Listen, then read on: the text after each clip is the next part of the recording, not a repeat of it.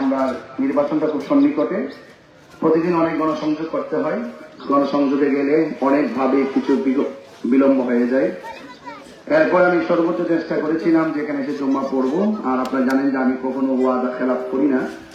পরিস্থিতির আলোকে আজকে এখানে জমা পড়তে পারিনি এবং জমা আদায় করেছি আমরা আলামিন সংলগ্ন মসজিদে বেলালের মধ্যে। সেখান থেকে জমা পড়ে আপনাদের মাঝে এসে মসজিদে এসে দোয়া শরীক হয়েছি। আপনারা সবাই দীর্ঘক্ষণ পর্যন্ত অনেক আবেগ, অনেক ভালোবাসা নিয়ে আপনারা অপেক্ষমান ছিলেন যে জমা পড়াবো, কিছু আলোচনা করব, আলোচনা শুনবেন এবং আপনারা অনেক লোক আজকে আগ্রহে এসেছেন।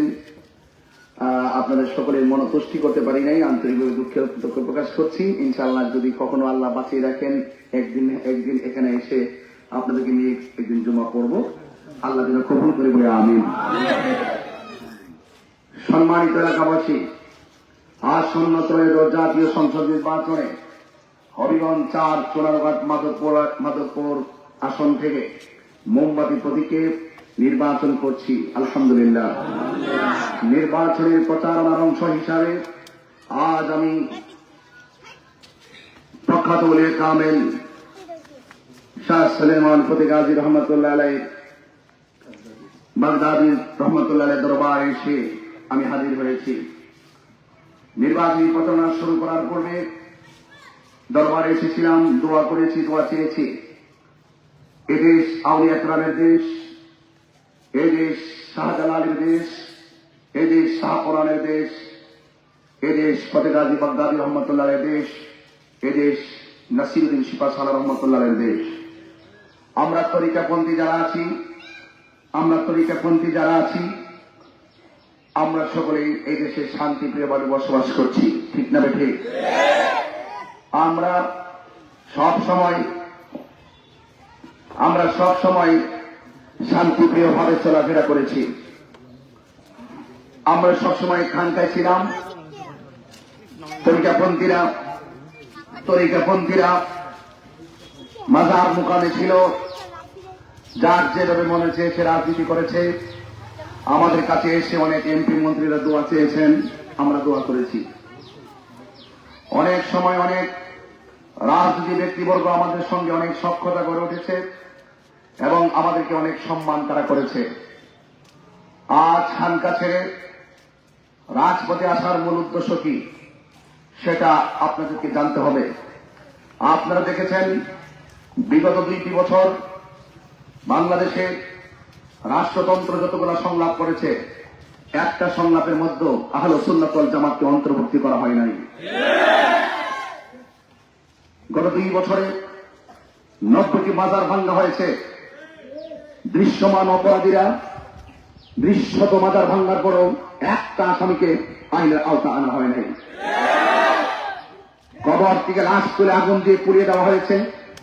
হিন্দুকে মেরে গাছে ঝুলিয়ে আগুন দিয়ে পুড়িয়ে দেওয়া হয়েছে। মব ভায়োলেন্সের মাধ্যমে পাথর দিয়ে বিল দিয়ে মানুষকে মেরে ফেলা হয়েছে। অসংখ্য মানুষ সেলফি তোলা ব্যস্ত, কিন্তু মানুষটিকে বাঁচাইবার জন্য কেউ এগিয়ে আসে না। আহলে সুন্নাত ওয়াল জামাত তখন মনে করেছে খানকায় থাকার সময় আর নেই। দেশের হাল ধরতে হবে, দেশের মানুষের নিরাপত্তায় কথা বলতে হবে, সার্বভৌমত্ব সুরক্ষায় কথা বলতে হবে, অধিকার হারা মানুষের অধিকার ফিরিয়ে দিতে হবে, সুবিধা বঞ্চিত মানুষের সুবিধা ফিরিয়ে দিতে হবে। চা শ্রমিকদের সঙ্গে রাষ্ট্রতন্ত্র যেভাবে অর্থনৈতিক বৈষম্য করা হয়েছে, সেই অর্থনৈতিক বৈষম্য দূর করে চা শ্রমিকদের জন্য ব্যবসায়ী জীবন ব্যবস্থা নিশ্চিত করতে হবে এবং মব ভায়োলেন্সের মাধ্যমে জনজীবনকে যেভাবে অতিষ্ঠ করা হয়েছে, সেই জনজীবনকে একটি সুশৃঙ্খল ধারায় ফিরিয়ে আনতে গেলে অবশ্যই এদেশের 65% সুন্নি জনতা, 65% তরিকাপন্থী, যারা এই দেশে শতকরা 65% সুন্নি জনতা এই দেশে থাকার পরও রাষ্ট্রতন্ত্র যেভাবে মাইনাস ফর্মুলায় আমাদেরকে রেখে দেশ চালাচ্ছে, আমি মনে করি সেখানে অপরাধীরা দ্বিতীয় অপরাধ করে পালিয়ে যাচ্ছে। রাষ্ট্রতন্ত্র মনে হয় তাদের লাগাম পেরে যেতে ব্যর্থ হয়েছে। রাষ্ট্রতন্ত্রের হাতকে শক্তিশালী করে এই বাংলাদেশকে একটি সুন্দর, সাবলীল, শান্তিময় এবং এক শান্তিপ্রিয় দেশ গঠন করার নেপথ্যে আমরা মনে করেছি খানকা থেকে বের হয়ে রাজপথে এসে এদেশের হাল ধরতে হবে, এদেশের মানুষের হাল ধরতে হবে, ঠিক না? এই সিদ্ধান্ত নেওয়া এই পদক্ষেপ গ্রহণ করা কি আমাদের অপরাধ? এদিকে আমাদের অপরাধ। আজকে অনেকের মাথা ব্যথার কারণ হয়ে গেছে আমরা। অনেকে মনে করে যে হুজুররা ঢাকায় থাকবে, হুজুররা বাড়িতে থাকবে, হুজুররা মাঝে মাঝে দাওয়াত খাবে, এটাই হুজুরদের কাজ, আর মনে হয় কাজ নাই। এটা ভুল ধারণা। আজকে যদি ইসলামী মূল্যবোধ আলোকে কয়েকটা মানুষের অবস্থান যদি সংসদের মধ্যে নিশ্চিত থাকতো, তাহলে দিব্যি যারা অন্যায় অধিকার করছে, যারা রসুল্লাহ বিরুদ্ধে কথা বলছে, যারা হলি আল্লাহ বিরুদ্ধে বিশুদ্ধার করছে, যারা দেশের সম্পদ লুট করে বিভিন্ন দেশে পাঠিয়ে দিয়ে জনগণের বুকে লাঠি মেরেছে, যারা এই দেশের মানুষের অধিকার হরণ করেছে, এই সমস্ত অধিকার হরণকারীদের বিপরীতে ওই ইসলামী মূল্যবোধ আলোকে যদি সংসদে ওলামায়ে কেরামের অবস্থান থাকতো, তাহলে ওই সমস্ত অপরাধীরা দুঃখই অপরাধ করে পাঁচটা করার কথা বলেন। আমি অনুরোধ করে বলবো, আমাদের রাজনৈতিক অবস্থানকে ছোট করে দেখবেন না, আমাদের রাজনৈতিক অবস্থানকে নিন্দা করে দেখবেন না, আমাদের রাজনৈতিক অবস্থানকে ছোট করে হেয় করে দেখবেন না। আজকে আমাদেরকে অনেক আঘাত করে কথা বলা হয়, আজকে আমাদেরকে অভিযোগ করে কথা বলা হয়, আজকে আমাদেরকে ছোট করে কথা বলা হয়, আজকে আমাদেরকে বিভিন্ন বংশ করে কথা বলা হয়, আজকে আমাদেরকে নিন্দার সাথে কথা বলা হয়। অথচ যারা কথা বলছেন, আপনারা আমাদের কাছে এসে হাত মিলে মিলে বলতেন একটু দোয়া করেন। সারা জীবন আপনাদের জন্য দোয়া করেছি, সারা জীবন আপনাদের পাশে থেকে কথা বলেছি, সারা জীবন আপনাদের হয়ে কথা বলেছি, কখনো আপনাদের কোন শিক্ষার্থীর বিপরীতে কথা বলি নাই। আমরা মনে করি আপনি রাস্তা চালাচ্ছেন, আপনি আর রাস্তা চালান, আমাদের আপত্তি নেই, আপনি সংগঠন করেন, আমাদের কোনো আপত্তি নাই, আপনি সংসদে প্রধানমন্ত্রী হন, কিন্তু আপত্তি নাই। কিন্তু সেইভাবে দেশ চলছে, আপনার ক্ষমতায়ন যদি শান্তিপ্রিয় রাখতে চান, আপনার ক্ষমতা যদি ধরে রাখতে চান, আপনার ক্ষমতা যদি সুন্দর করে চালাতে চান, অবশ্যই ধর্মীয় মূল্যবোধের মতো কিছু মানুষ যদি সংসদে থাকে, এতে আপনাদের হাত শক্তিশালী হবে। আমরা আপনাদের ক্ষমতার মস্তককে তলে করতে আসি নাই, আমরা এই দেশের সার্বভৌমত্বের সুরক্ষায় এসেছি। আমরা আপনার মস্তক ফেরত করতে আসি নাই, আমরা কার মস্তক ফেরত করতে আসি নাই, আমরা এসেছি এই দেশের মানুষেরা নিরাপদে চলতে পারে। আমি মনে করি হিন্দু মন্দিরে যাবে, বৌদ্ধ দেবতায় যাবে, খ্রিস্টান গির্জায় যাবে, মুসলমান মসজিদে যাবে, জাত ধর্ম পালন করবে, কেউ কাউকে হস্তক্ষেপ করতে পারবে না, কেউ কাউকে আঘাত করবে না। এই দরবারে অনেক শ্রেণীর মানুষ ধর্ম বর্ণ দল মত নির্বিশেষে আছে, এই মাজারে দুই সকল নির্বিশেষে থাকতে পারে, মসজিদে দুই সকল মানুষ কাঁধে কাঁধ দিয়ে দাঁড়াতে পারে, সেখানে কোনো তোলার প্রশ্নটা আছে। আমি মনে করি এই দেশে যারা রাজনীতি করবে, তারাও যারা ক্ষমতায় আসবে, এই সমস্ত লোকরা যেমন আমার, যারা আমাকে ভোট দিবে তারা যেমন আমার, যারা আমাকে ভোট দিবে না তারাও আমার। আমরা এই রাজনীতি করতে পারি ৫৫ বছরেও। আমরা দেখেছি যারাই ক্ষমতায় আছে তাই মনে করে ওসিডিসি আমার, এসপি আমার, সেনাবাহিনী আমার, সব আমার, ক্ষমতা আমার, চাঁদাবাজি আমার, দোকানপাট আমাকে চাঁদা দিয়ে করা যাবে না, সব তারা তাদের মধ্যে ব্যবহার করছে। আর তাদের বিপরীতে যারা আছে, প্রতিপক্ষ দল যারা আছে, তার বিরুদ্ধে মামলা দিতে হবে, হয়রানি করতে হবে, ঘরে ঢোকাতে যাওয়া যাবে না। এটা কোন সুস্থ রাজনীতি হতে পারে না। আমার মোমবাতির সমর্থকদের অনেকগুলো ব্যানার ছিঁড়ে ফেলা হয়েছে, বাতাসের অনেকগুলো ব্যানার ফেস্টুন ছিঁড়ে ফেলা হয়েছে, বাহননগর ছিঁড়ে ফেলা হয়েছে। আমি বলেছি ভাই, আপনার প্রচার আপনি করুন, 9 জন প্রার্থী আছি, আপনারা লড়াই করুন, আপনার ভোট আপনি চান, আমার ভোট আমি চাই, জনগণ তাড়াতাড়ি রায় দিবে, তাকে এমপি বানাবে। যেভাবে আপনারা বলছেন এজেন্ট ভোট, যেভাবে আপনারা বলেন লিস্ট কিন্তু চলতেছে, কি কর লিস্ট হইতেছে আয়ালই, তাহলে আপনি তো বড় ফেসিবাদের জন্ম দিলেন। ক্ষমতা পেলেই যদি আপনার প্রতিপক্ষকে ঘায়ল করার মনোমানসিকতা থাকে, তাহলে বাংলাদেশ সেই দেশ সেই হয়ে গেল। তাহলে আপনার কি এভাবে থাকবো? এইভাবে কি থাকতে পারে? এইভাবে কি দেশ করতে পারে? যারা আমাকে ভোট দিবে তারাও আমার, যারা দিবে না তারাও আমার, এটা নিশ্চিত করতে হবে। আপনি ক্ষমতায় আসলে আপনার প্রতিপক্ষকে শান্তি গোপাতে দিতে হবে, এটাই হবে আপনার আদর্শ রাজনীতি। আপনি ক্ষমতায় আসতে যদি কেউ এবং এসব তারিখে 20 তারিখে করে যদি আক্রমণ করে চিন্তা ভাবনা করেন, তাহলে বুঝতে হবে আপনার ভিতরে রাজনীতি মনুষ্যত্ব তাদের হয়ে গেছে। আমি বলছি, আমরা এসেছি এদেশের হাত দেওয়ার জন্য। আমরা যে কথাগুলো বলবো সেই কাজ করবো। আমাদের কাছে উন্নয়নের কথা বলতে হবে না, আমাদের কাছে উন্নয়ন কি করবো সেটা করতে হবে না। আমরা এমন কাজই করতে পারবো ইনশাল্লাহ। আল্লাহ তাকে শুধু তৌফিক দিয়েছেন। আজকে বহুত মানুষ দিকে নির্বাচন আসছে, খোয়া নদীর পারে যায়, আজকে কালে টান দেয়, আর মানুষের বোঝায় যে আমরা আইয়ে ব্রিজটা করে গেলাম। এই কথা করতে করতে বহুত বছর গেছে, ব্রিজ কিন্তু আর হচ্ছে না। এই ঠিকাদারি দাবি বন্ধ করেন। এমন মতো বক্তব্য রাস্তা থেকে ফেরত চলে নিয়েছে, এমন মতো বক্তব্য মনে হচ্ছে সব রাস্তাটা ইউরোপ বানাই দেব। 5টার পরে টিকিট লাগে যাইতে, টিকিট লাগে খবর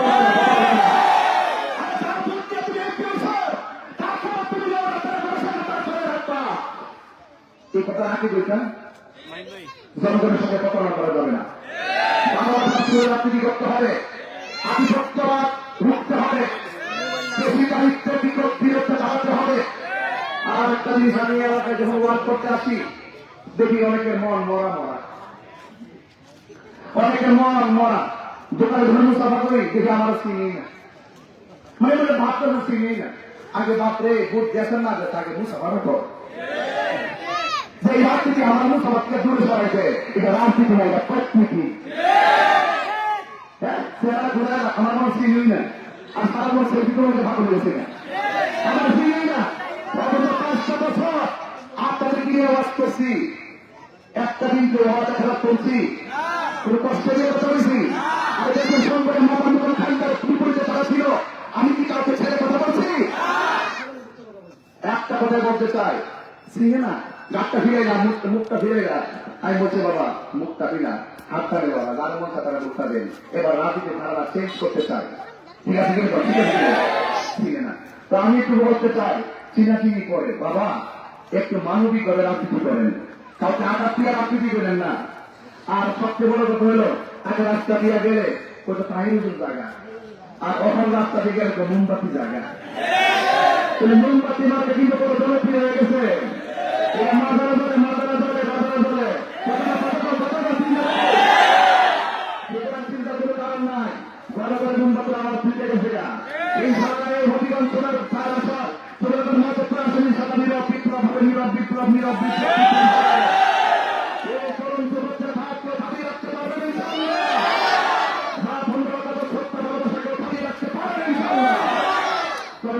হুমকিতে আমাদের প্রতিপক্ষ যারা দাঁড়াচ্ছে প্রত্যেকটা প্রার্থী সম্মানী।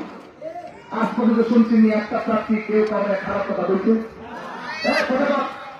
কেউ কাউকে খারাপ কথা বলছে, একটা খারাপ কথা বলে নাই। সব প্রার্থীরা প্রার্থীকে সম্মান দিয়ে কথা কর, খারাপ কথা বলে যারা এলাকার কিছু ছাত্রী নেতা আছে, মাঝে মাঝে যে বান্ডার কিছু লই ঘুরে চিন্তা করি না, 2000 ভোট দিয়ে দেবেন ইনশাল্লাহ। যখন দেখে এলাকার মাত্রা ভিন্ন হয়ে গেছে গা, তখন যায় আমার কর্মীরা হুমকি দেয়, ফিরে দিতে কথা বলতে পারছেন, বুঝতে পারছেন? টাকার প্যান থাকে না, টাকার প্যান থাকে না, টাকা দিয়ে মন দিয়ে যায় না,